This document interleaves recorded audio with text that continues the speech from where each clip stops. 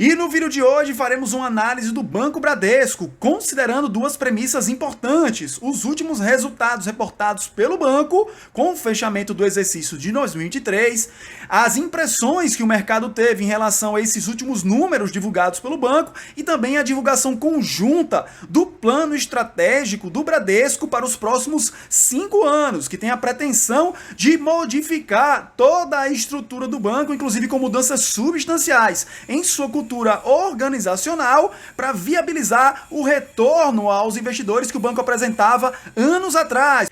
E antes da análise, bem-vindos a mais um vídeo do Rótulo Dividendo. Para você que ainda não conhece o canal, assista ao vídeo até o final e caso ele te ajude de alguma forma, considere se inscrever, deixar seu like e compartilhar, para que esse vídeo alcance a mais pessoas. E só para vocês terem uma noção, antes da apresentação dos principais pontos dos resultados de 2023 do Bradesco, com a divulgação do último trimestre feita pelo banco, no pregão seguinte ao da publicação do resultado, houve uma queda nas cotações de aproximadamente 15%, como indica aí nesse gráfico destacado para vocês. E partindo para a análise dos últimos números divulgados pelo Bradesco, temos aí o desempenho operacional do banco, com um lucro líquido recorrente em 2023 de 16,3 bilhões de reais, o que representa uma redução superior a 21% na comparação anual. Em relação ao último trimestre divulgado, temos 4,3 bilhões. Esse seria o resultado operacional do banco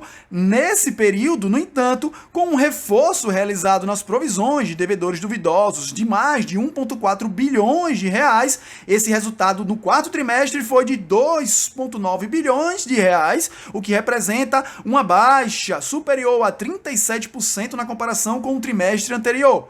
Em relação aos componentes do lucro líquido recorrente, podemos ver nesse gráfico que a margem financeira com clientes acabou sendo reduzida também no quarto trimestre do último exercício, enquanto a margem com o mercado acabou sendo ampliada. A PDD, ou provisões para devedores duvidosos, continuam sendo o calcanhar de Aquiles do Banco Bradesco, com um aumento dessas provisões e com casos pontuais relacionados ao atacado que fizeram com que o banco lançasse nesse balanço um PDD, uma provisão superior a 1,6 bilhões de reais, o que acabou, obviamente, interferindo no resultado final desse trimestre. É importante destacar que o banco traz como relevantes algumas informações, como a recuperação da margem com o mercado, o aumento ou aceleração de crédito com pessoas físicas e micro e pequenas e médias empresas, e também um destaque muito interessante para a parte ou setor de seguros do Banco Bradesco, que acabou tendo um resultado muito relevante com um ROI de quase 25% no período. Em relação à carteira de crédito do Bradesco, temos uma sensível melhora, principalmente em relação a pessoas físicas e pessoas jurídicas, com aumentos, ainda que discretos, em relação à concessão de crédito, com um fechamento de 877 bilhões, permanecendo estável no último trimestre de 2023, com a leve redução de 1,6% na comparação anual.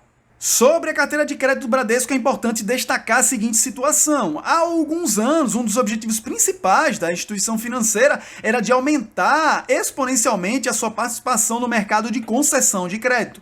Para isso, diversas medidas foram adotadas e dentre elas uma em especial, que acabou sendo decisiva e contribuiu também para a atual situação do banco: a flexibilização dos critérios na análise e gestão de risco para a concessão desse crédito a pessoas físicas, a pessoas jurídicas, micro, pequenas e médias empresas, enfim, a todos aqueles que buscavam crédito.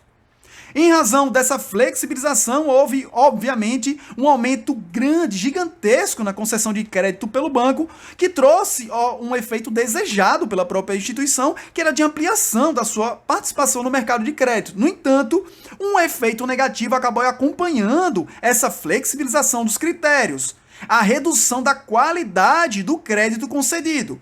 Isso, obviamente, acabou gerando um aumento na inadimplência e também na provisão para devedores duvidosos, que hoje são os principais problemas relatados nas análises do Banco Bradesco. Com isso, acabou sendo prejudicada a lucratividade do banco, obviamente, com essas provisões que acabam reduzindo a lucratividade reportada anualmente. Esse cenário acabou fazendo com que os efeitos negativos superassem eventuais efeitos positivos da ampliação da carteira de crédito do banco. Então, em dado momento, a diretoria se viu obrigada a frear a concessão de crédito, adotando uma postura mais conservadora em relação à gestão de risco. Obviamente que essa postura acabou gerando reflexos, principalmente nos resultados trimestrais reportados em 2023, com a redução na margem financeira com clientes, com o mercado, uma diminuição ou estabilização no crescimento da carteira de crédito. E a partir daí foram recalibrados esses requisitos na gestão de risco para concessão de crédito. Então, os créditos oriundos da safra de 2022 ou 2023, eles apresentarão uma qualidade melhor, só que os reflexos positivos disso serão apresentados apenas nos exercícios subsequentes. 2024 sentido mais fortemente a partir de 2025, em relação à redução do índice de inadimplência de provisões para devedores duvidosos. Agora é óbvio que essa recuperação é paulatina, gradual. Já que falamos de provisões para devedores duvidosos em relação ao Bradesco, é preciso destacar que em 2023 o banco fechou com um valor de 39,5 bilhões de reais em provisões dessa natureza, o que representa uma alta superior a 22% na comparação anual. Apenas no último trimestre do exercício de 2023 foram provisionados 10,5 bilhões de reais, representando uma alta superior a 14% na comparação trimestral. Agora é bom frisar também que o balanço foi afetado por provisões que não necessariamente têm relação direta com devedores duvidosos. Por exemplo, o banco acabou reforçando o seu balanço com provisões de 2,5 bilhões na carteira de atacado. Além disso, provisionou antecipadamente 1 bilhão de reais em despesas para sua reestruturação e outros 1 bilhão de reais em despesas cíveis, que foram tratados como não recorrentes. Então, isso acabou também afetando de forma mais negativa o balanço reportado pela instituição financeira. Quanto à inadimplência, principalmente aquela acima de 90 dias, uma boa notícia para o Bradesco foi de apresentação no último trimestre do balanço reportado pela instituição de redução desse percentual de inadimplência quando comparado aos trimestres anteriores, que sucessivamente vinham apresentando uma elevação em relação a esse índice de inadimplência de longo prazo. É importante frisar que o índice total de inadimplência ficou em 5,1% quando desconsiderado o efeito das Americanas. Se considerado, esse índice sobe para 5,9%, ficando muito acima de outros pares destacados no mercado como Itaú e o Banco do Brasil, que tem índices gerais de inadimplência inferiores a 3%. E um outro ponto destacado negativamente nas análises em relação aos resultados do Bradesco dizem respeito ao aumento das despesas operacionais, que em 2023 fecharam no montante de 54,2 bilhões de reais, o que representa um aumento de 10,4% na comparação anual. O banco destacou, e nós destacamos aí para vocês, que alguns aspectos acabaram influenciando para o aumento dessas despesas, como o impacto que teve o reajuste dos bancários promovidos em 2023 na ordem de 7%, que acabou sendo decisivo para o aumento das despesas com o pessoal em 2023, já que as despesas administrativas apresentaram uma redução de 1,4% na comparação anual. Ainda houve, como destacado aí, o esforço do banco em relação à redução dessas despesas operacionais com a diminuição das agências e pontos de atendimento, com uma redução nos últimos 12 meses em 542 pontos de atendimento e também uma redução no seu quadro de funcionários de 2,2 mil funcionários nos últimos 12 meses, que podem contribuir nos próximos resultados para a redução dessas despesas operacionais. Mas nem só de más notícias vive o Banco Bradesco. É importante destacar que a unidade seguradora do banco apresentou um lucro líquido no quarto trimestre de 2,5 bilhões, o que representa uma alta de 31,4% na comparação anual e uma rentabilidade ROI expressiva de 24,8%. Apenas nesse quarto trimestre, o resultado da unidade de seguros representa 86% do lucro total do conglomerado nesse trimestre. E vale dizer também que o resultado do lucro líquido para o ano de 2023 ficou na casa de 8,9 bilhões de reais, o que representa uma alta de 32,2% na comparação anual. O Bradesco aproveitou ainda para publicar o seu guidance ou projeções para 2024, englobando a expansão de sua carteira de crédito, a margem financeira, receitas e despesas operacionais, além da provisão para devedores duvidosos.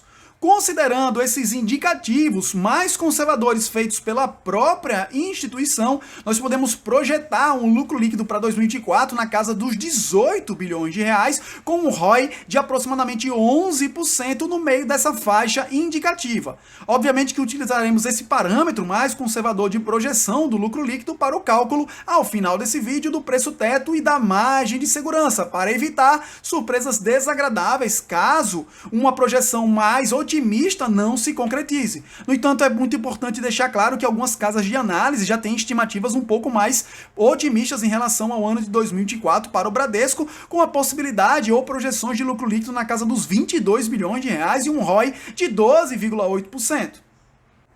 Agora, tratando sobre os principais pontos do plano estratégico divulgado pelo Bradesco, que busca mudanças estruturais visando elevar o banco a uma rentabilidade consistente, alinhada com os líderes do setor, que atualmente operam com índices superiores a 20% de ROI. O plano de 5 anos contempla reformas em diversos aspectos, principalmente em níveis hierárquicos, tecnologia, cultura organizacional, custos e modelos de agências. O primeiro ponto que nós vamos abordar é a reestruturação da diretoria com a descentralização do processo decisório. O banco planeja revisar a remuneração e buscar contratações externas para complementar sua equipe, a eliminação de cargos e camadas hierárquicas redundantes, revisão das estruturas de remuneração visando aprimorar o processo de aprovação e agilizar a tomada de decisões. Uma abordagem de remuneração variável com maior flexibilidade será adotada com uma ênfase maior na vinculação da remuneração aos resultados alcançados. Muito importante isso, né?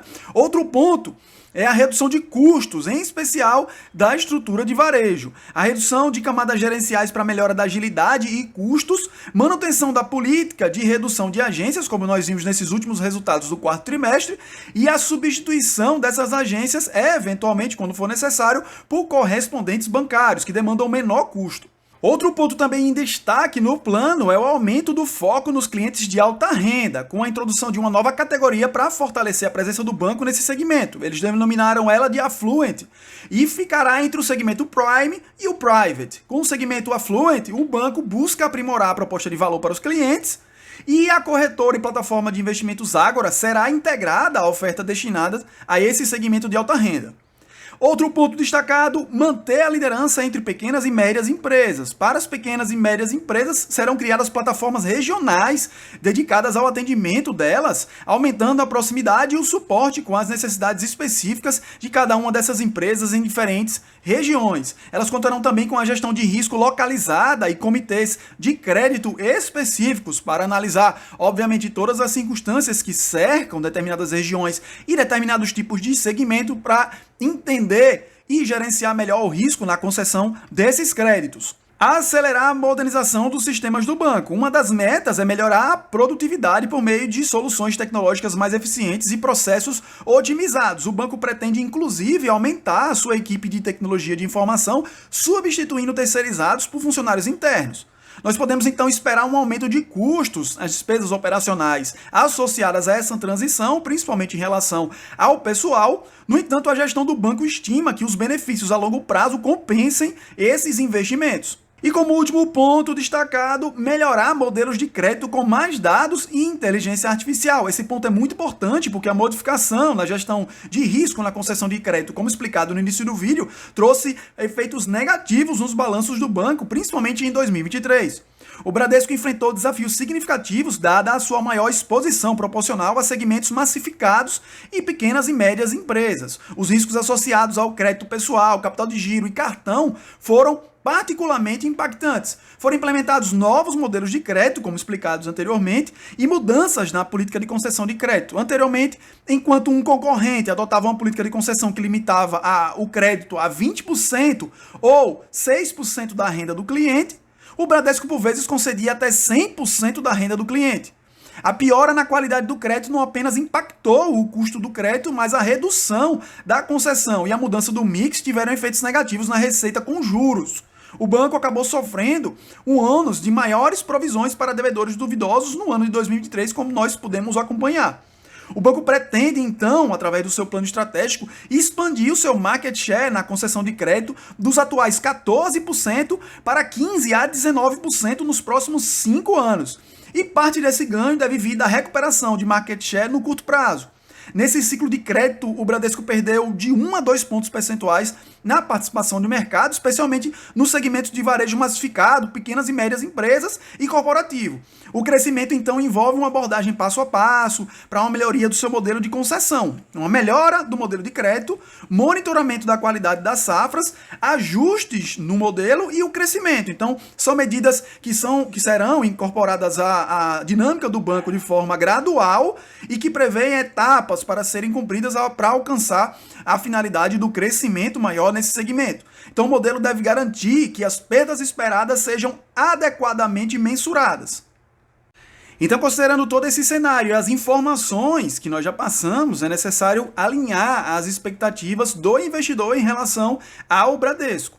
O guidance para 2024 e o plano estratégico apresentado trazem indícios de que a retomada será mais demorada do que o esperado, com maiores benefícios sendo apenas capturados em 2025. O ano de 2024 será transitório e a recuperação da rentabilidade para níveis mais próximos a 20% de ROI só ocorrerá possivelmente em 2026, caso tudo ocorra como esperado. Então, quanto às expectativas, 4 pontos principais precisam demandar a atenção do investidor. O primeiro deles, o lucro líquido.